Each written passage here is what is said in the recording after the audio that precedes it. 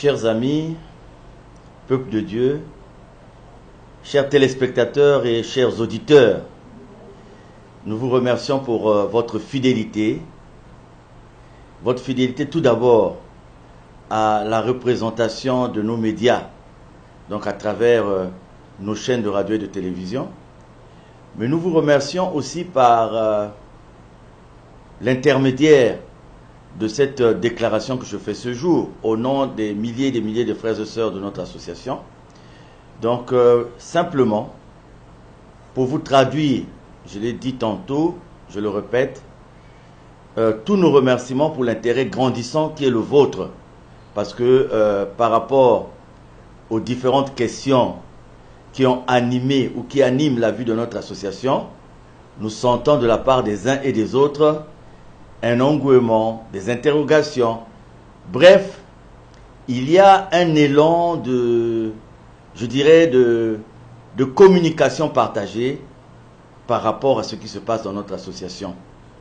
Se dire que la responsabilité nous revient dans les jours à venir,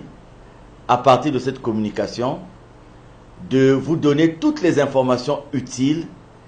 de façon à ce que, pour vous qui voulez, de façon concrète, de façon logique, sans a priori, avoir connaissance de ce que Guy-Émile Houphouët-Toutouabo, de par sa doctrine et par de ses enseignements,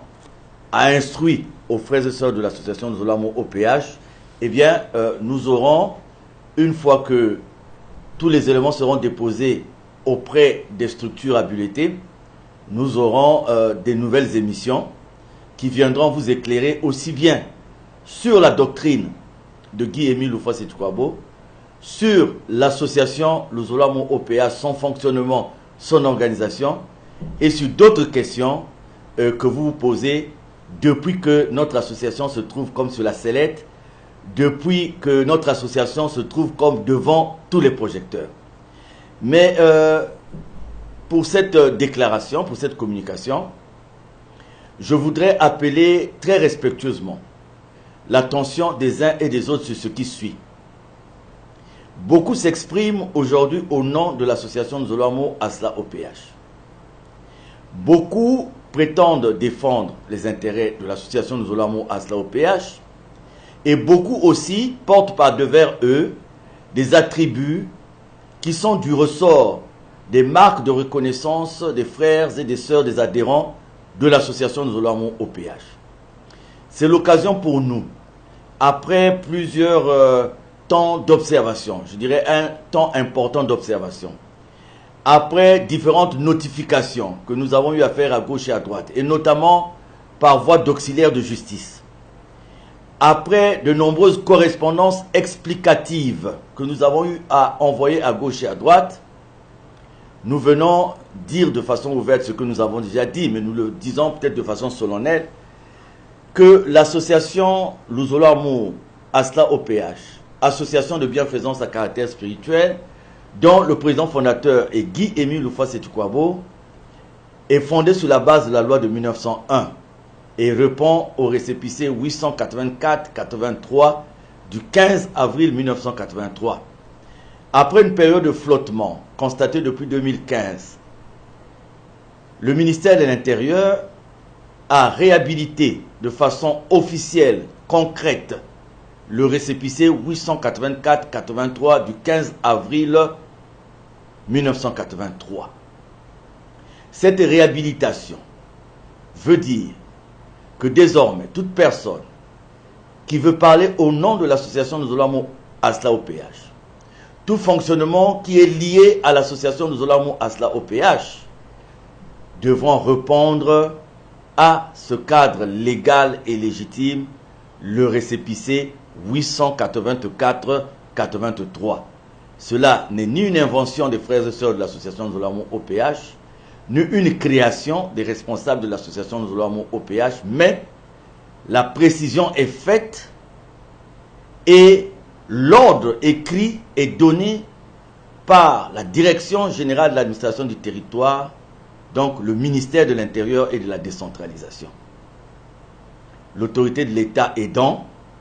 nous prions les uns et les autres de se conformer à ce cadre légal et légitime. Ce qui veut dire que si vous voulez vous exprimer au nom de l'association Nzolamo Asla OPH,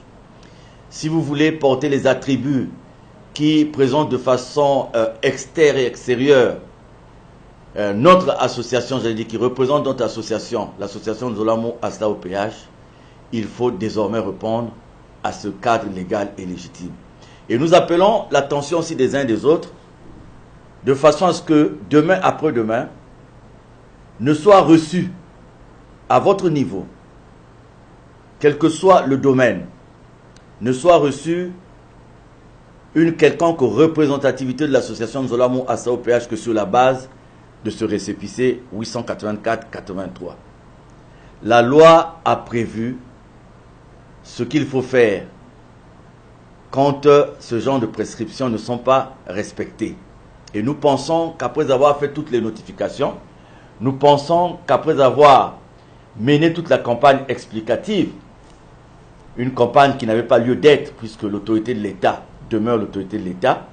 et nous disons aux uns aux autres que nous serons à même de prendre désormais toutes les dispositions chaque fois que notre association sera engagée en dehors de ce cadre légal et légitime du 884-83. Voilà donc ce que nous tenions à vous dire. Nous sommes des citoyens, nous sommes respectueux de la parole de Dieu, et la parole de Dieu nous dit toute autorité venant de l'État, nous sommes soumis donc à l'autorité de l'État. Notre ligne de conduite est toujours basée sur le respect de la paix, sur le respect de l'ordre public, raison pour laquelle nous avons toujours confié à l'État la recherche des règlements des problèmes qui se posent à nous au jour le jour. Et l'État, dans sa mansuétude, l'État, donc garant, j'allais dire, de ce que vous savez, est réhabilité le récépissé 884-83 depuis décembre 2017. Donc il nous revient à nous tous, chaque fois que vous avez le nom de l'association Nzolamo OPH devant vous, de vérifier si à partir de ce moment, cette représentativité, j'allais dire, rentre dans le cadre du respect de ce récépissé 884-83. Et en Assemblée Générale, 53 000 frères et sœurs qui ont signé la déclaration de Mvouti, ceux du Congo et du monde entier, donc ont pris donc la décision de prendre toutes les dispositions chaque fois que ce cadre juridique ne sera pas respecté. Je vous remercie et vous allez remarquer aussi dans les prochains jours que nous allons travailler pour la quiétude, pour la sérénité, pour la stabilité au niveau de notre association. Et avec l'aide de Dieu, nous allons travailler aussi pour redorer l'image de notre association. Nous sommes conscients, et nous le sommes, nous savons que l'image de notre association a été édulcorée par des faits qui sont de notre volonté à nous, par des actes qui sont de notre ressort, mais aussi par des actes qui sont du ressort des autres. Donc, avec l'aide de Dieu, dans le jour à venir, vous allez le constater, le grand travail qui va être fait le sera dans le cadre de cette campagne qui va consister à redorer l'image de notre association. La constitution de notre pays garantit la liberté d'opinion, la liberté de culte. Et nous avons une doctrine que nous avons acceptée, celle de Guy-Émile Houphouët-Boigny, et nous respectons aussi les doctrines des uns et des autres. Et dans cette complémentarité, nous souhaitons cette grande fraternité, cette vie communautaire entre nous. Et je vous dis pour terminer, que Dieu vous bénisse.